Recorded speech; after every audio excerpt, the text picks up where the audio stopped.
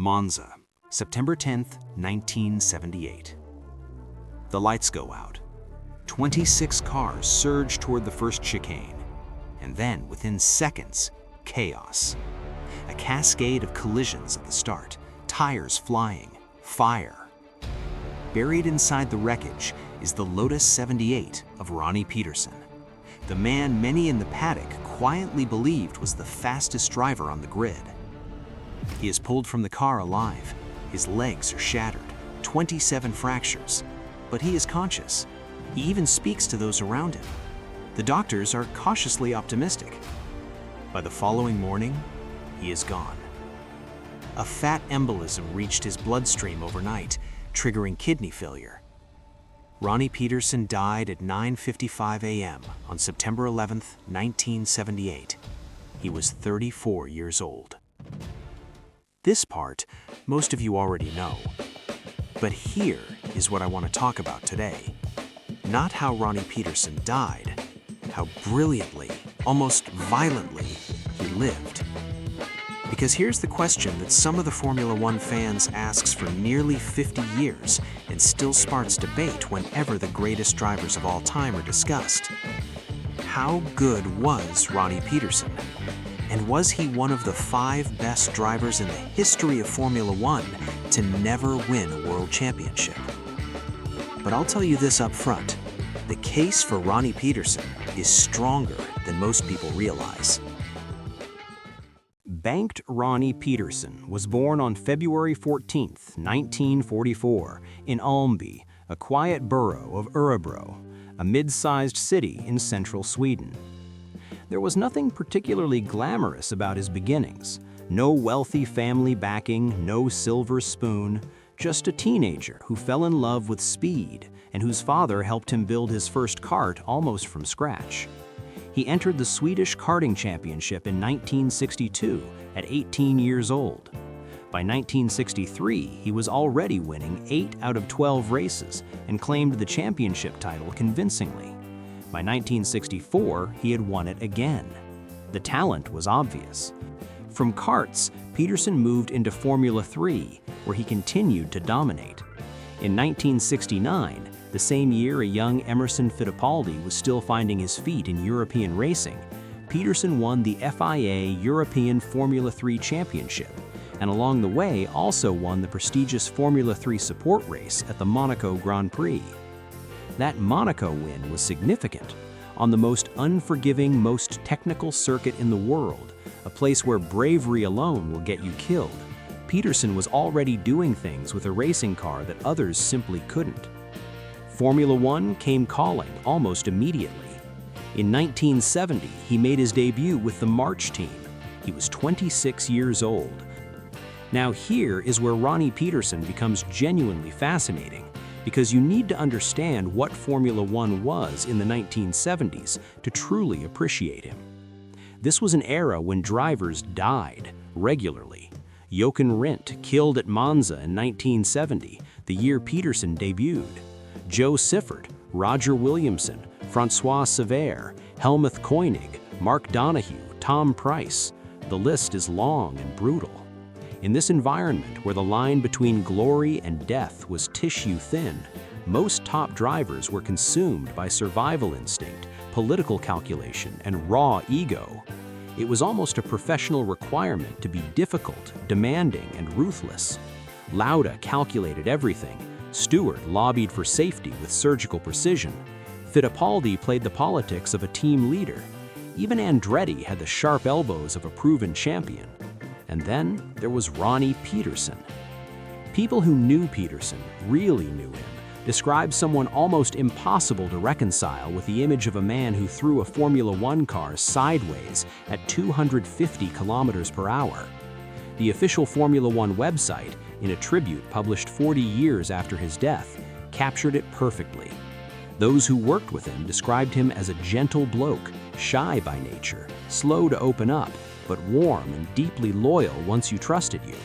Someone compared him memorably to a slightly bewildered Hakkinen, philosophical about misfortune, serene in the face of adversity, as if he was floating slightly on a mental cloud, just drifting through life.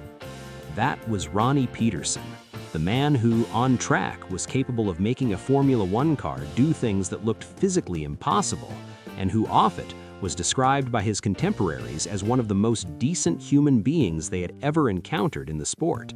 The contrast is almost poetic, and it is precisely this contrast between the wild, instinctive, breathtaking pilot and the gentle, calm, unassuming man that made Ronnie Peterson something rare in Formula One.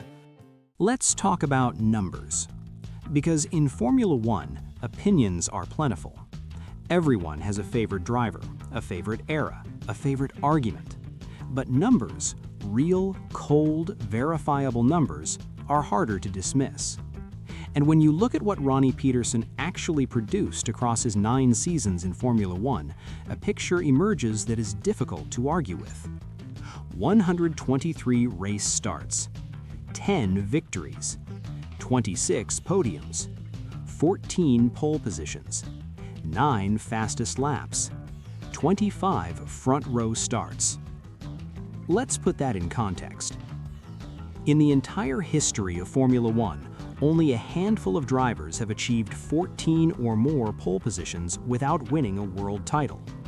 Peterson is one of them, and he did it in just 9 seasons, driving cars that, as we'll see shortly, were often mechanically unreliable at the worst possible moments. Now, here is perhaps the single most jaw-dropping statistical achievement of Peterson's career. In 1973, driving the Lotus 72E alongside reigning world champion Emerson Fittipaldi, Peterson took 9 pole positions in a single season. 9 out of 15 races. That means in 60% of all qualifying sessions that year, Ronnie Peterson was the fastest man on the entire grid. Now, here is where it gets complicated, and where the story becomes genuinely heartbreaking. Because if you look at his retirement rate, another number jumps out immediately. 54 retirements in 123 races, a DNF rate of 43.9%. Nearly 1 in every 2 races, Ronnie Peterson did not see the checkered flag. In 1973, the year he took 9 poles, he retired 7 times in 15 races. In a season where he was arguably the fastest qualifier on the grid, over 46% of his races ended with a mechanical failure before the checkered flag. And yet he still finished 3rd in the World Championship, just 3 points behind runner-up Fittipaldi and 19 behind champion Stewart. And that pattern repeated itself season after season. Numbers tell us what happened. What they don't always tell us is what should have happened. But in the case of Ronnie Peterson, the gap between those two things is wide enough to build an entire argument on. And that argument is exactly where we're going next. There is a test in Formula One that is as close to a scientific experiment as the sport ever gets. 2 drivers, same car, same tires, same strategy, same machinery. Who is faster? It's called the teammate comparison, and it is, in the opinion of many historians and analysts, the single most reliable indicator of a driver's true ability. So let's run that test for Ronnie Peterson. And let's not pick easy opponents. Let's look at what happened when Peterson was placed alongside some of the most celebrated drivers of the 1970s. Round 1, Ronnie Peterson versus Niki Lauda. Before Niki Lauda became the calculating 3-time world champion we remember him as, he was a young driver fighting his way through the Formula One grid, just like Peterson. In 1972, both men drove for the March factory team. Both were at relatively early stages of their Formula One careers, and both were in essentially identical machinery. The qualifying record tells a story that might surprise you. Over the races they shared together in 1972, Peterson outqualified Lauda convincingly. 10 wins for Peterson against 2 wins for Lauda. To put that in plain terms, Peterson was not just faster than Lauda, he was faster by a margin that Lauda never experienced against any other teammate in his career. This is Niki Lauda, the man who would win 3 world championships and be widely regarded as one of the 5 greatest drivers in Formula One history. Round 2, Ronnie Peterson versus Emerson Fittipaldi. Going into the 1973 season, Emerson Fittipaldi was the reigning world champion, a title he had won in 1972 at just 25 years old, the youngest champion in Formula One history at that point. He was sharp, clinical, and ruthlessly consistent. Peterson joined him at Lotus as his teammate. What followed was one of the most instructive qualifying battles in the history of the sport. Over the course of the season, Peterson outqualified Fittipaldi 11 times out of 15 races. Fittipaldi won the qualifying head-to-head just 4 times. In the single most important measure of raw lap speed, Peterson was superior to the reigning world champion in nearly 3/4 of their shared races. And it wasn't a marginal superiority. Peterson took 9 pole positions that season. Fittipaldi took 1. Now, here is where context becomes crucial. Colin Chapman made a decision early in the 1973 season. Officially, there was no public announcement of a strict team hierarchy at the beginning of the season. But when the title fight intensified, the strategic priorities shifted in favor of Fittipaldi. The final championship standings reflected the arrangement. Fittipaldi finished second with 55 points. Peterson finished third with 52 points, just 3 points behind, after absorbing 7 mechanical retirements across the season. Round 3. Ronnie Peterson versus Jacky Ickx. Jacky Ickx is, by virtually any measure, one of the greatest racing drivers of the 20th century. 6 Le Mans victories, 8 Formula One race wins. A man who challenged for the world title in 1970. He is not a driver you measure yourself against unless you are genuinely elite. Peterson measured himself against Ickx for 2 full seasons at Lotus, and the verdict was emphatic. In 1974, the qualifying head-to-head read Peterson 13, Ickx 2. Motorsport magazine confirms a remarkable detail. Ickx became so aware of Peterson's qualifying superiority that he persevered with the older Lotus 72 chassis rather than switching to the troublesome new Lotus 76, in part because he understood that the qualifying exercise against Peterson was effectively pointless regardless of which car he chose. Then came 1975, and the head-to-head became even more one-sided. In 1975, the qualifying record reads Peterson 8, Ickx 1 across 9 races together. In 2 seasons together, 24 combined races, Peterson's qualifying record against Ickx was 21 wins to 3. Round 4. Ronnie Peterson versus Vittorio Brambilla, March 1976. After his difficult years at Lotus, Peterson returned in 1976 to the team where he had started his Formula One career, March. He was joined in the works team by Vittorio Brambilla, the Italian known as the Monza Gorilla, a wild and brave charger who had won the 1975 Austrian Grand Prix in similarly dramatic fashion. The 1976 qualifying record? Peterson 11, Brambilla 4. And the season produced perhaps the most symbolic result of Peterson's career at March. At Monza, on the fastest circuit on the calendar, Peterson drove the March 761 to victory, beating far better resourced cars from Ferrari, McLaren, and Tyrrell. The man could make almost anything fast. Round 5. Ronnie Peterson versus Patrick Depailler. By 1977, Peterson was in what many consider a transitional year, or more charitably, a survival year. Signed to Tyrrell alongside Patrick Depailler, he was driving a 6-wheeled car that had already passed its competitive peak. Depailler was a respected and combative driver, fast, experienced, and deeply familiar with the Tyrrell machinery. The 1977 qualifying record, Depailler 9, Peterson 8. 9-8.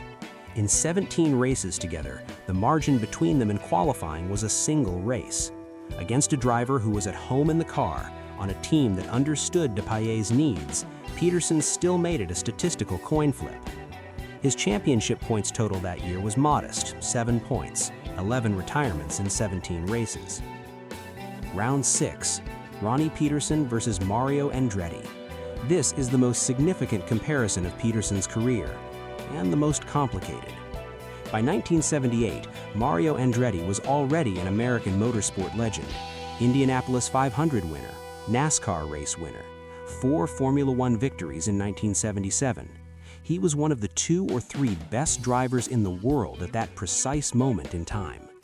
Colin Chapman signed both men for 1978 with one non-negotiable condition. Andretti was the #1 driver. Peterson would support him. It was a contractual commitment, honored faithfully throughout the season. Even Andretti had reservations. He knew exactly how fast Peterson was. The qualifying head-to-head confirmed those reservations. Peterson 9, Andretti 6 across 15 races together. The faster driver by the raw qualifying data was the man in the supporting role. And in the races themselves, Peterson took 2 victories, 7 podiums, and 51 championship points, finishing second in the World Championship. Andretti won the title with 64 points. The gap between champion and runner-up was 13 points. In a season where Peterson was contractually obligated to yield to Andretti when necessary, and did so every single time, the margin between them was 13 points. How many points did Peterson leave on the table by honoring team orders throughout the year? We cannot know precisely, but the question is legitimate and uncomfortable. Let's step back and look at the full picture. That is not the record of a driver who was fast on occasion. That is not the record of a driver who had a few good days. That is the record of a driver who was, in raw qualifying pace, superior to some of the finest talents in Formula One history, repeatedly, consistently, and across different teams and different cars. So if the data is this clear, if Peterson was this fast, this consistent, this dominant against elite opposition, why did he never win the championship? The honest answer is that it wasn't one thing, it was 3. And they compounded each other season after season in a way that was almost cruelly systematic. Reason 1, the machinery betrayed him constantly. We established in an earlier block that Peterson's career DNF rate was 43.9%, 54 retirements in 123 races. But numbers alone don't convey the full weight of that statistic. Let's look at what it actually meant. In 1973, the year he took 9 poles and was clearly the fastest qualifier on the grid, Peterson retired from 7 of 15 races. Almost half his season ended before the checkered flag, in a car that was quick enough to win the championship. In 1977 at Tyrrell, the P34's 6-wheel concept was already obsolete. Peterson retired from 11 of 17 races, including the first 4 in a row. And even in 1978, his final best-equipped season, he was forced to retire in some races. But mechanical failure alone doesn't fully explain it, because even when the cars held together, there was another force working against Peterson. Reason 2, loyalty and the #2 role. Colin Chapman was, by universal agreement, one of the most brilliant and most ruthless minds in Formula One history. The founder of Lotus was a visionary engineer and a calculating team manager who understood exactly how to extract maximum value from every resource at his disposal, including his drivers. And in Peterson's relationship with Chapman, a pattern emerges that is both fascinating and heartbreaking. In 1973, Chapman's priority at the end of season was clear. Emerson Fittipaldi was the #1 driver. Then came 1978 and the most agonizing arrangement of all.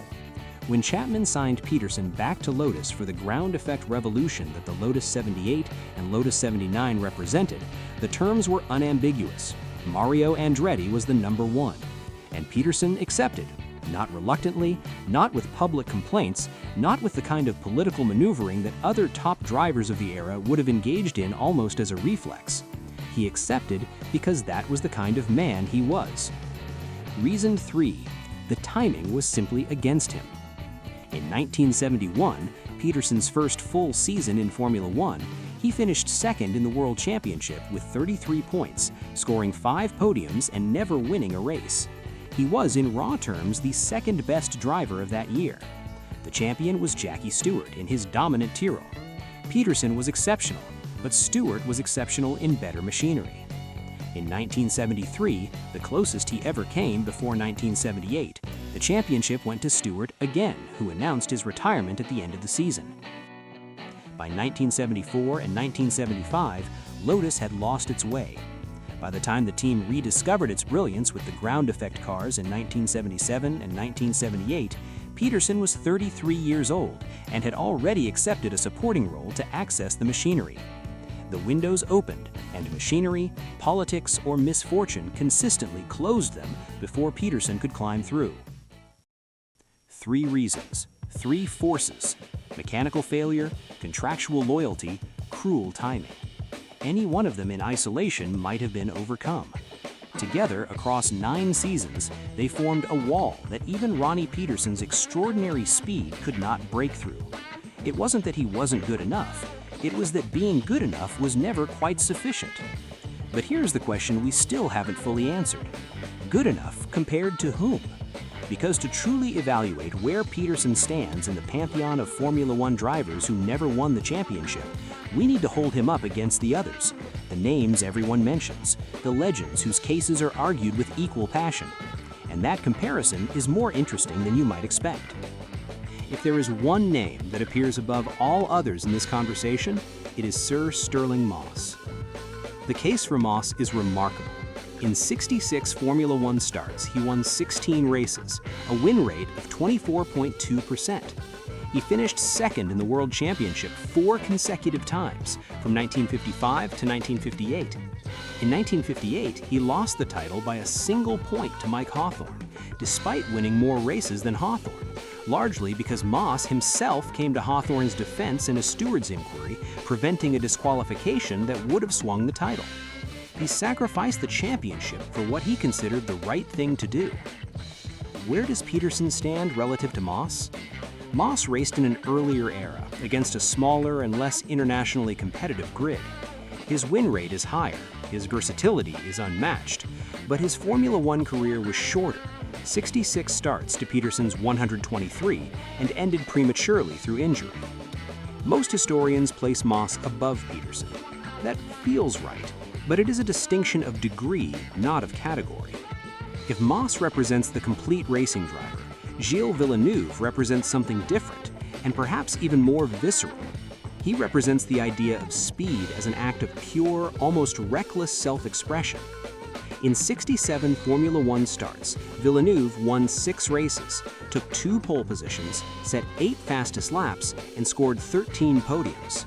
His best championship finish was second in 1979, when he finished behind his Ferrari teammate Jody Scheckter in a season where some felt he was the faster of the two. Villeneuve died at Zolder in May 1982 at 32 years old, even younger than Peterson. He never had the opportunity to show what a full career might have produced. Where does Peterson stand relative to Villeneuve? This is the comparison that sparks the most debate. Villeneuve's raw speed, his commitment, his complete disregard for the concept of self-preservation make him one of the most compelling drivers in the sport's history. But when you look at the numbers directly, Peterson has a significantly stronger statistical case. More wins, 10 versus 6, far more pole positions, 14 versus 2, more podiums, 26 versus 13, and a higher championship ceiling, second in the championship twice. Both belong in this conversation, but on pure career data, Peterson's case is arguably stronger. Carlos Reutemann is perhaps the most statistically competitive candidate on this list, and also the most psychologically complex. The Argentine drove for Brabham, Ferrari, Lotus, and Williams across a career that produced 12 Grand Prix victories, 6 pole positions, and 45 podiums, placing him 8th on the all-time podium list at the time of his retirement. In 1981, Reutemann came agonizingly close to the championship. He led the standings for much of the season and arrived at the final round, the Caesars Palace Grand Prix in Las Vegas, needing only to finish 4th or higher to become champion. He finished 8th. He lost the title to Nelson Piquet by a single point. Where does Peterson stand relative to Reutemann? Reutemann has more race victories than Peterson, 12 versus 10, and more podiums, 45 versus 26. His raw results are impressive, but Peterson's qualifying dominance against world champions, the head-to-head data we've already examined, presents a compelling argument for greater pure speed. And Peterson's failures were imposed upon him by machinery and contract. Reutemann's most critical failure was, by many accounts, self-imposed. This is genuinely close. Most experts consider them roughly equal in historical standing. Two of the finest drivers of the 1970s and early 1980s who were denied by very different forces. Chris Amon is perhaps the most statistically competitive candidate on this list, and also the most psychologically complex. The New Zealander drove 96 Grand Prix across 14 seasons from 1963 to 1976 for teams including Ferrari, Matra, and Tyrrell, and produced 5 pole positions, 3 fastest laps, and 11 podiums. He never won a Formula One World Championship Grand Prix. Not because he wasn't fast enough. His peers, including Jacky Ickx, Jackie Stewart, and Andretti, consistently described him as one of the fastest drivers they ever raced against. But Amon's relationship with mechanical misfortune was so extreme, so relentlessly consistent, that it became almost legendary in its own right. A DNF rate of 53.8%, even higher than Peterson's. Where does Peterson stand relative to Amon? Amon's case is unique. He is perhaps the most extreme example of talent without reward in the sport's history. But the argument for Peterson above Amon rests on output. Peterson actually won races, 10 of them, against world champions in various machinery. He converted speed into results in a way that Amon, for all his talent, never managed to do. So, was Ronnie Peterson one of the 5 best Formula One drivers in history to never win the World Championship? If you construct a list of the 5 greatest Formula One drivers to never win the World Championship, Ronnie Peterson belongs on that list, comfortably. The only reason most people don't immediately place him there is that his story ended before it was finished. And that is exactly where we need to go next. 3 weeks. That's all the time there was between Ronnie Peterson's last Formula One victory and the morning Formula One lost him. On that same morning, Mario Andretti was declared Formula One World Champion. This is what he said. "I wanted that title so badly, but I did not want to win it like this. What the hell shall I do with it now? One of my best friends is gone, and motor racing will never be the same again." In Sweden, schools closed, workplaces stopped. A country mourned a man who had represented something far greater than sport. And in the Formula One paddock, one of the most competitive, most ruthless environments on Earth, men who had spent years trying to beat Ronnie Peterson sat in silence. Because they all knew, without saying it, that they had just lost the fastest of them. But here is perhaps the most enduring part of the legacy. In the 1970s, the sport was rawer, more dangerous, more human, and in many ways more revealing. The paddock was smaller, the politics were naked, and the character of a driver was on display in a way that modern media management would never permit. In that environment, Ronnie Peterson was exactly the same person on Sunday morning as he was on Saturday night. Gentle, warm, genuine, without guile. In a sport that has produced extraordinary drivers with difficult personalities, brilliant, ruthless, political, occasionally cruel, Peterson was the rare exception. The driver about whom almost everyone who knew him says the same thing, that he was, as a human being, as impressive as he was behind the wheel. The contrast between the man who threw a Formula One car sideways at 250 kilometers per hour with an almost reckless joy, and the man who kept every contractual obligation, never sought confrontation, and was described as having not an enemy in the paddock, is one of the things that makes him genuinely unique in the sport's history. Champions are remembered for their titles. The great ones without titles are remembered for their speed. Peterson is remembered for something rarer still. He is remembered for who he was. So, was Ronnie Peterson one of the 5 best Formula One drivers in history to never win the World Championship? And the answer, by any honest reading of the evidence, is yes. Not as a sentimental choice, not because he died young and we feel the weight of what might have been, but because the evidence, examined without sentiment, places him there. The Super Swede, banked Ronnie Peterson, one of the best drivers to never win the Formula One World Championship, and perhaps the most loved.